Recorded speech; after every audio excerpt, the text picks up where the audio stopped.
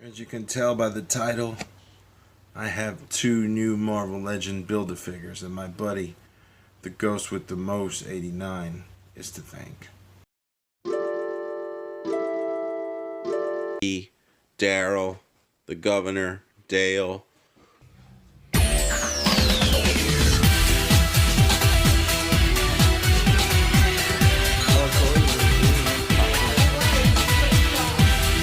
Then we have the Hulk Buster armor. This is my second Build-A-Figure ever.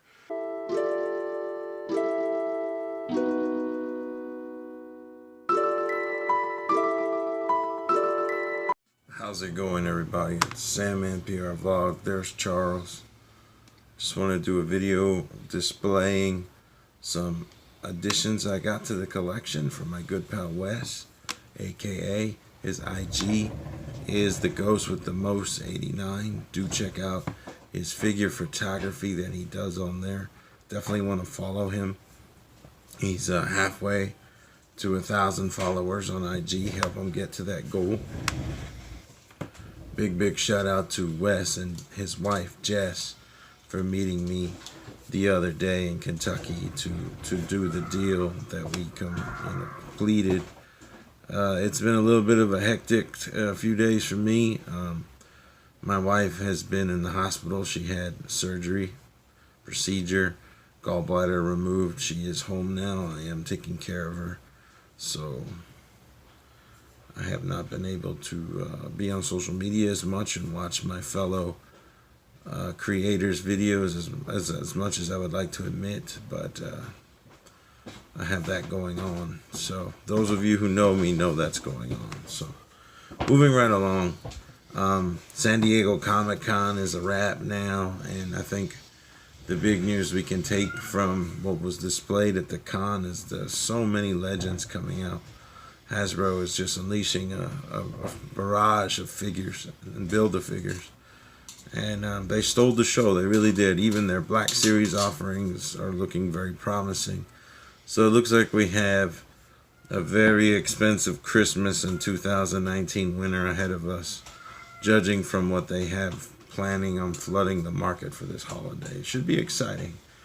But moving right along, I do want to mention this weekend is RobCon.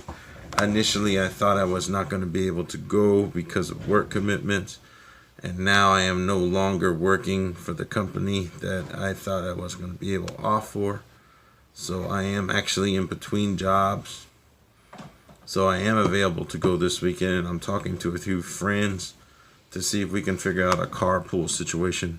It'd be the only way I could make it to Kingsport. I couldn't do it. I couldn't finance the trip myself. So if you're in the Grundy area and you would like to go to RobCon, the very first RobCon in the Kingsport Convention Center, hit me up on IG, on Facebook, any social media, on the groups, and we'll see what we can do. Appalachian Toy Hunters, this region. And if you can just go to that show, if you're from this region, go support RobCon. This is their first showing at that bigger venue. They outgrew the Viking Hall, and now they're going to be in Kingsport. So let's support them the best that we can.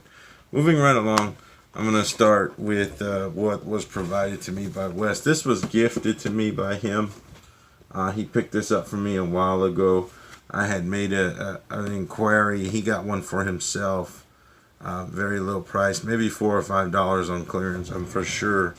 I believe it was GameStop is where he got it, but he got a second one for me because I asked him about it, and I said, how well does this thing scale? These things were in Force Awakens. They were the octopus-looking monsters that were inside of the freighter that Han and Chewie were piloting. And I was just interested in what it would look like, and the pictures he took looked quite promising, scaled next to 6-inch figures. As you can see, it does come with a 3 3/4-inch Star Wars toy. There is a character in here, Balatik, and he has a rifle. He's included, but we'll go ahead and get this open. Okay, so here we have the contents of the Raftar. This is the body pieces. This is the tendrils or tentacles. Here's the 3 3/4-inch fig and his weapon instructions. So I'm going to go ahead and slap it together. Okay, I'm gonna just film this the way it is. Every time I get one leg on this thing, and there are these little pegs, and you match them up to the corresponding letter on this guide here. There's a letter imprinted on the tendril.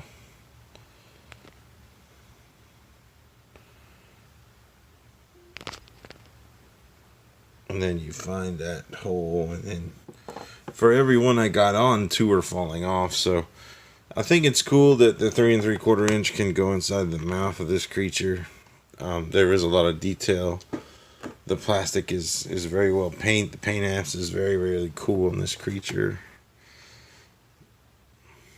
It does use the Force Link wrist accessory that came out with the Force Awakened toys. So yeah, there's my thoughts on that. Thank you, Wes, for gifting me with this. Moving on to the first Build-A-Figure.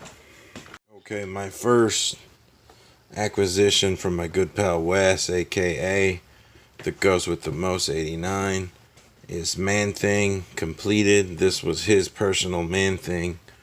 Basically, Wesley has a massive action figure collection that he uses for his toy photography, and when he's pretty much got every shot that he can get out of a figure, he then looks to move them, and he goes to his friends first. So I am very, very grateful to be in that circle and have the opportunity to purchase his figures, because he takes such excellent care of them. They are basically mint condition toys. They are very well taken care of and stored, and when he does bring them out in the field, he cleans them afterwards. So this is his Man-Thing. I was able to acquire it from him at a phenomenal price, for a whole lot less than chasing the parts individually and paying shipping and handling on all those.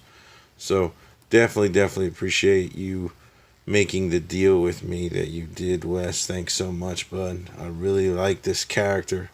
I think it's neat.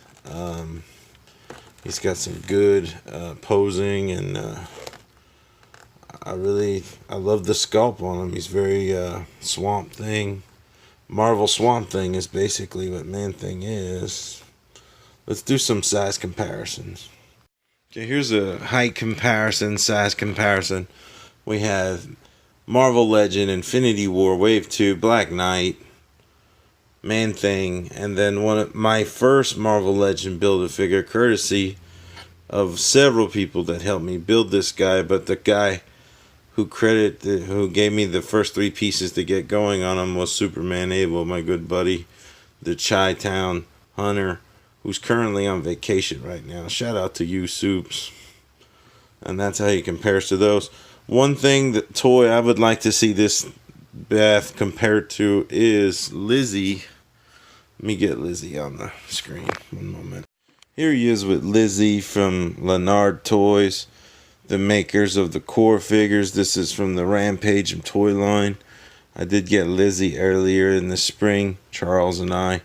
I do think these two toys complement each other, being bayou and swamp centric characters.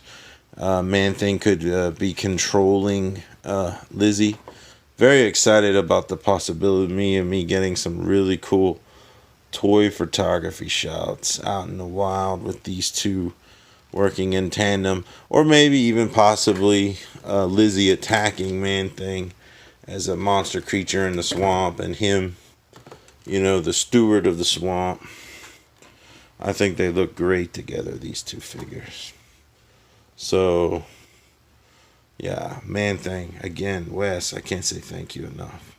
Let's move on to the second and the main event of this video, and I give to you the champion Gladiator Hulk from the Thor Ragnarok Gladiator Hulk wave. This is a very beefy Build-A-Figure. Never thought I would have an opportunity to acquire him the way I was able to through Wes, with the phenomenal deal he made me on both him and Man-Thing. Again, I can't say thanks enough, Wes. This figure is very cool. Wes recently acquired the Marvel Select of this figure, and that one is adequate for his photography at the time being. So he just made me aware that this figure was up for grabs, and he and I came to terms on the deal that we made. So he's part of my collection now. Not to say I probably still won't get the Select if I had the opportunity to get it at retail, which is $25. I would probably leave the Select Gladiator Hulk in the packaging, in the blister pack. But let's do some size comparisons with Gladiator Hulk. Okay, here we have Gladiator Hulk. Removed the helmet, which is nice. Not sure what figure comes with the screaming head. That's something I'll have to look into, the screaming head. But I did take the Gladi helmet off. There he is looking at the Hulkbuster. This is how they compare. Size. This is still my favorite BAF. Nothing has taken that place yet. There are some great ones out there that I'm nowhere near the ability to complete or build myself, not in the fashion Hasbro intends, but this is still my favorite BAF. But this is a very, very excellent addition to my collection. Let's do some further comparisons on the sizes. Here he is with Infinity War Wave 1 Peg Warmer, Bleeding Edge Armor Iron Man, and this chest part did come off. I gotta do some fiddling with it to get back on here. But that's how he compares to standard 6-inch Marvel Legend. That's Iron Man. And hang on one second. Here he is against the extremely beefy Marvel Select Juggernaut that I acquired last year at Pikeville Comic Con from a very cool seller who happened to have him open, and his foot was broken, and I glued the foot back together and copped him for $15. But anyway, here's a size comparison between this BAF and the Select. Much larger Juggernaut is, which in the comic books, I believe that is accurate. Juggernaut is larger than Hulk. According to brother, he is not. I guess it depends on what kind of rage mode Hulk is in. Alright, let's get Man Thing out here. And there you have it. There's Man Thing. There's Gladiator Hulk. Again, these figures are only in my possession because of the phenomenal price that my good pal Wes allowed me to get them for off of him. Only because he felt that he had already used them to the capacity that he could for his figure photography. And they weren't quite figures that earned a permanent spot in his collection. I do highly advise you do check out his IG and see some of the photography that the Ghost with the Most 89 does. It's incredible. Thank you again, Wes. Thank you guys for watching the video. I do hope you enjoyed. And if I have to mention one legend that I'm pretty excited about from the new things revealed at SDCC, it would probably be Black Panther Wave 2, the Hercules Marvel Legend coming out. I think that figure will pose excellent against Ares, which Ares was part of the Gladiator Hulk wave as a single release, even though he was a BAF in the past. So to have a Hercules to go up against Ares is going to be very, very cool in my opinion. I would love to know what's caught your eye. I know there's a lot of things to talk about SDCC. So if you want to put what you're most excited about, what was revealed in San Diego, in the comments, I would definitely like to see that. And also, I did want to announce that I will be doing a Q&A on the, as soon as I acquire 400 subscribers, we will be doing a Q&A on the channel, so look forward to that. But we'll go ahead and end the video here. Thank you so much for watching, and we'll catch you on the next upload, guys. Sandman out.